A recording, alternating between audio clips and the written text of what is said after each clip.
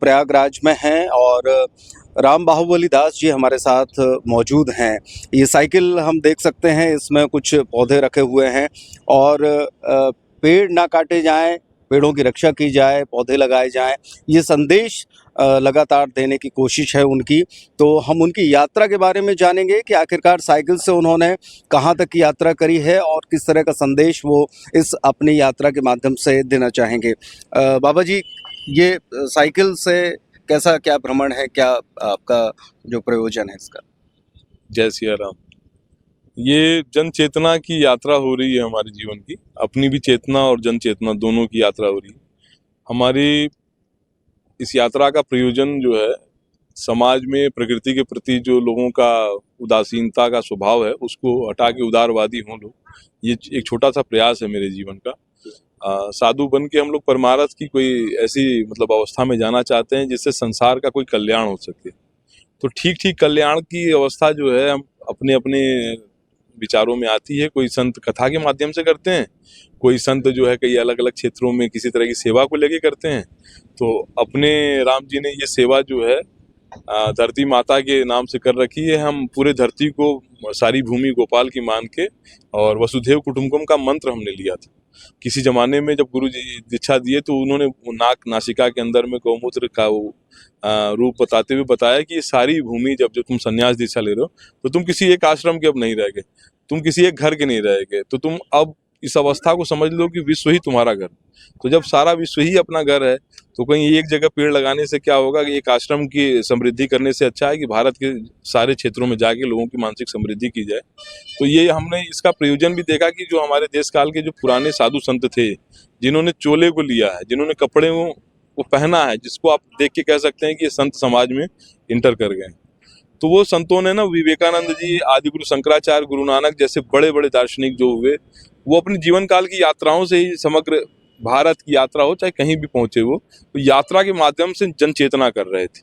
तो उस जन चेतना में उस समय विचारवाद की जरूरत थी, धर्म को कैसे जिया जाए ठीक तरीके से, जीवन का कैसे हमारा जो मार्ग मिले, मानवता की सभ्यता को हम कैसे मानव बन के आगे बढ़ा पाए। तो उन्होंने उस संदेश देते रहे होंगे कई तरह का, मुझे तो बहुत ज्यादा नहीं डिटेलिंग है उनकी, पर हमारे जीवन में ये चीज जो घटित हुई है, हम इस तरह से जो है संदेश दे रहे हैं। पेड़ पौधे, नदी, जो पशु पंछी हैं, उनकी इस समय बहुत दयनीय स्थिति हो रखी है पूरे देश में चाहे पूरे विश्व में। तो उसके लिए मुझे अपनी जागृति में ये विचार हुआ, भारत में कई ऐसे क्षेत्र हैं जहाँ पे वनों का जो है बहुत ज्यादा कटाव हो रहा है और वैश्विक जो प्राकृतिक प्रदूषण है, जिसको आप ग्लोबल वार्मिंग कहते हैं, तो वो परिस्थिति दिन पर दिन जो है बहुत बदतर होती चली जा रही। तो अपनी विचारधारा से अपने कुछ सेवा हम दे पा रहे हैं। हम त्रिवेणी वृक्ष लगाते हैं, बरगद, पीपल, पाकड़, जो लोग काट रहे हैं, तो ज्यादातर हम हर जिले में त्रिवेणी वृक्षों को इंस्टॉलेशन करते हैं और लोगों को जनेऊ मतलब उसका जनेऊ करते हैं हम, यज्ञोपवीत, ताकि लोग उससे पूरे तरीके से जुड़ जाएं और अपने बच्चे के जैसे फिर वो सेवा करें। और जिनके बाल बच्चे नहीं होते, हम उनको प्रकृति से परमात्मा की ओर ले जाने के लिए, प्रकृति से अपनी ओर ले जाने के लिए ये हमारा प्रयास रहता है। इस महाकुंभ के महात्म्य के बारे में चर्चा करें, इसकी जो कहानी है, जो पौराणिक आख्यान है, वो क्या कहते हैं? और ये जो इस बार लगा हुआ है, कहते हैं 144 साल में महाकुंभ आता है, उसकी कहानी। ये कुंभ जो है महाकुंभ है और इस कुंभ के अंदर में हमारे बहुत से ऐसे साधु संतों के अलग अलग विचारों के साथ में इस कुंभ को आयोजित किया जाता है। बहुत से संत समाज का यहाँ पे आवागमन होता है। पर इस कुंभ की पूरी जो घटनाक्रम चक्र है, जो आप बहुत अच्छे से समझते होंगे, कि जो आपने सुन रखा होगा कि समुद्र मंथन से जो अमृत कलश निकला है, उस कलश के अंदर से जो रत्न निकले हैं, उसमें से कुछ जो है यहाँ पे अमृत की बूंदें गिरी हैं चारों क्षेत्रों में जहाँ जहाँ कुंभ लगते हैं।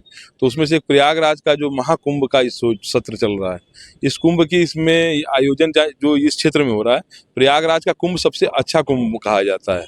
भारत में 4 जगहों पे कुंभ लगता है, हरिद्वार में, उज्जैन में, नासिक में और प्रयागराज में। तो उसमें सबसे अच्छा कुंभ जो है प्रयागराज क्षेत्र में था, क्योंकि मेला क्षेत्र के लिए यहाँ जगह बहुत बड़ी है और यहाँ ये तो हमारा द्वादश माधव का क्षेत्र है प्रयागराज। हंस तीरथ भी है, यहाँ भगवान हंस रूप में यहीं पर जन्म लिए हैं, हंस रूप में आए हैं। तो हमारे इस कुंभ का सबसे बड़ा जो आयोजन प्रयोजन हो रहा है, इस प्रयागराज की धरती पर अनंत से होता चला आ रहा है। आप जानते होंगे इस आयोजन के पीछे कभी इसका नाम प्रयागराज से इलाहाबाद भी रख दिया गया था अकबर के द्वारा। उन्होंने इसी महाकुंभ को देख के वो एक भाव कहा कि ये जो है इबादत करने वालों के लिए सबसे बड़ी इबादत गाह है पूरे विश्व की। तो उन्होंने वो अपने शब्दों में उसका नाम जो है अल्लाहाबाद रख दिया कि अल्लाहाबाद का मतलब ये सबसे बड़ा जो है चेतना का शहर है। तो आप जानते हैं प्रयागराज कुंभ के बारे में बहुत सी जानकारी भी होगी आपको, पर ये ज्ञानियों की भी जगह है। यहाँ हरिवंश राय जैसे लोग भी पैदा हुए हैं, बहुत ज्ञानी विज्ञानी। ब्रह्मचारी जी यहाँ के बड़े प्रसिद्ध संत हुए, बहुत अच्छे अच्छे लोग जो इस प्रयागराज की धरती से आते हैं। इस कुंभ के बौद्धिक सत्र में हमारा एक मीमांसा न्याय दर्शन का कार्यक्रम भी है जो हम यहाँ पे करने जा रहे हैं। शास्त्रार्थ और उसमें शिक्षा, न्याय, दर्शन और समाज किस तरफ जा रहा है, समाज की मार्गदर्शन के लिए संतों को क्या प्रयास करना चाहिए, तो वो एक आयोजन भी हम लोग इस कुंभ में कर रहे हैं। ये देवरहवा बाबा मंच करके है, सनातन क्रांति का विचार लेके चलने वाला हमारा एक संस्थान है। वो संस्थान कोई रजिस्टर्ड नहीं है, सनातन क्रांति के नाम से हम लोग करते हैं और भारत के समग्र राज्यों में हम लोग जाते हैं। पर इस कुंभ में प्रयास है कि हम जो युवा संत हैं उनको इस जागृति में जोड़ें और देश काल की जो परिस्थिति हो रखी है उसके लिए वो प्रयास करें। इस कुंभ के माध्यम से उनको विचार दिया जाए और उनसे भी कुछ हम विचार ले सकें। ये शिवलिंग यहाँ पर स्थापित है, ऊपर मचान है, इसकी क्या कहानी? देखिए, मचान हमारे देवरहवा बाबा जी का है, परम योगी तपस्वी। आप इनके विषय में काफ़ी आपको जानकारी मिल जाएगी और भी जगहों पे। पर जो ये अखंड ज्योति है, ये हमारे रामदास साधु हैं, यहाँ पे झूसी में इनका गौशाला है, देवरहवा बाबा गौशाला के नाम से महाराज जी इसको जो है संचालित करते हैं। और ये जो मंच है और ये जो अखंड ज्योति है, गंगा जी के बाढ़ आने के बावजूद भी ये अखंड ज्योति नाव के द्वारा जलाई जाती है, हमेशा जो है इसको चेतन रखा जाता है।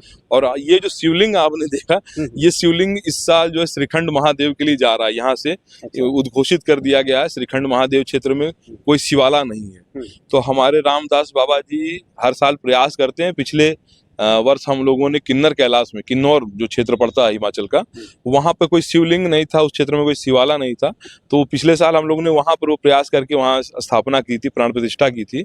इस बार इस कुंभ के, महाकुंभ के आयोजन में हम लोगों ने प्रयास किया इस श्रीखंड महादेव को यहीं से जो है मंगा के और उनकी यहाँ से, क्योंकि नर्मदेश्वर शिवलिंग है तो उनकी पूजा यहीं से होके फिर हम वहाँ ले जाके उनका जो है प्राण प्रतिष्ठा का कार्यक्रम करेंगे। ये जो देवरहा बाबा की प्रतिमा नजर आ रही है, हाँ, इनको क्या स्थापना है इनकी स्थापना होगी, यहाँ पे महाराज की स्थापना होगी।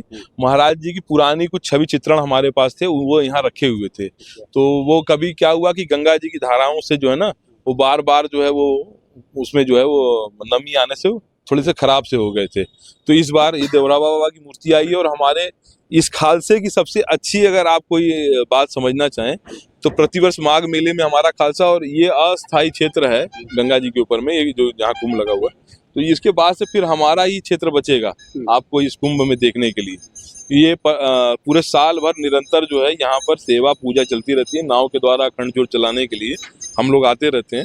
मैं तो खैर बेसिकली साइकिल यात्रा और हिमाचल उत्तराखंड की नदियों को साफ करने के लिए। कितनी यात्रा कर चुके हैं, कितने किलोमीटर? इस बार मैं 16वीं साइकिल है मेरी ये, और हर बार इस साइकिल में दान दे देता हूँ किसी को, इससे कोई रोजगार कर सके। आखिरी में अभी इस बार प्रयास है अमरकंटक तक जाने का, और फिर इसके बाद से फिर अगले साल अगर जिंदा रहेंगी तो अगले साल के नए प्रयास में नई साइकिल लेंगे। जो झोपड़ियां बनी है, क्या साधु संतों के रुकने की व्यवस्था है? जी जी जी, ये हमारे देखिए साधु संत आके बैठे हैं बाहर में, तो ये संतों के लिए बनी हुई हैं। और भी कोई जो बहुत विशेष श्रद्धालु हैं जो देवरहा परिवार से जुड़े हुए और भी भारत वर्ष से जो लोग आते हैं, उनकी व्यवस्था की जाती है। डबल शेड में कुटिया है। प्रयास ये है कि प्रकृति का ही जो स्वरूप है उस तरह की कुटिया बनी है, प्रकृति से जुड़ा हुआ सारा कार्य हुआ है। हमारे पास 80% जो इसमें लगा हुआ मटेरियल है वो प्राकृतिक रूप से जो मिला है हमें।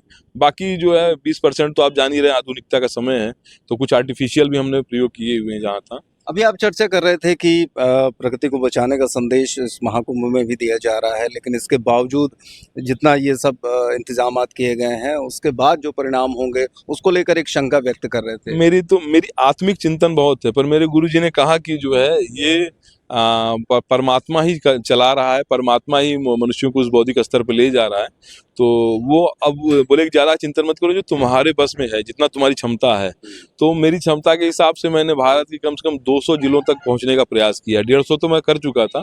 इस बार मैं जो है 1400 किलोमीटर साइकिल चला के पंजाब की तरफ से आया हूं और पेड़ लगाते हुए आया हूं, इस कुंभ तक पहुंचा हूं।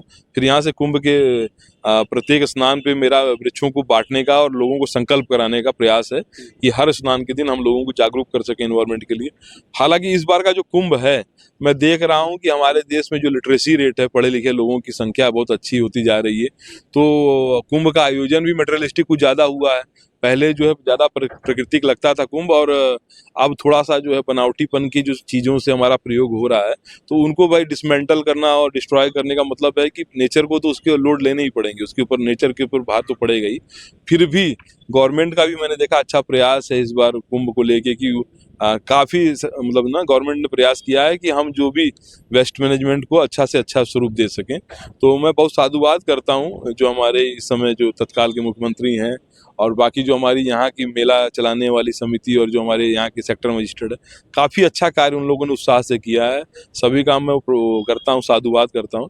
और आप सभी जैसे सज्जन, जो आप जैसे लोग जो इस ज्ञान सागर को सभी तक पहुँचा रहे हैं, आप सभी को भी मेरा साधुवाद है, क्योंकि आप लोगों ने ना लोगों के वास्तविक स्वरूप को जागृति में पहुँचाया है कि समाज में कहाँ कहाँ किस तरह के विचार जो है ये हो रहे हैं और क्या घटित हो रहा है समाज में। तो आप जैसे लोगों के प्रयास को भी बहुत बड़ा साधुवाद है अपना। जय जय श्री। धन्यवाद। तो ये महाकुंभ सिर्फ आध्यात्म का महाकुंभ नहीं है, संस्कृति का महाकुंभ नहीं है, धर्म का महाकुंभ नहीं है, बल्कि प्रकृति के बचाने के संदेश को लेकर भी इस महाकुंभ में तमाम चेतनाएं विकसित की जा रही हैं। लोगों को जागरूक किया जा रहा है कि अगर हमें अपनी पृथ्वी बचाना है तो हमें सबसे पहले उस पृथ्वी के जो मूल तत्व हैं, यानी कि वृक्ष हैं, पर्यावरण है, नदियां हैं, पहाड़ हैं, पर्वत हैं, उनको बचाकर चलना पड़ेगा, तभी मानव जीवन का अस्तित्व बच पाएगा।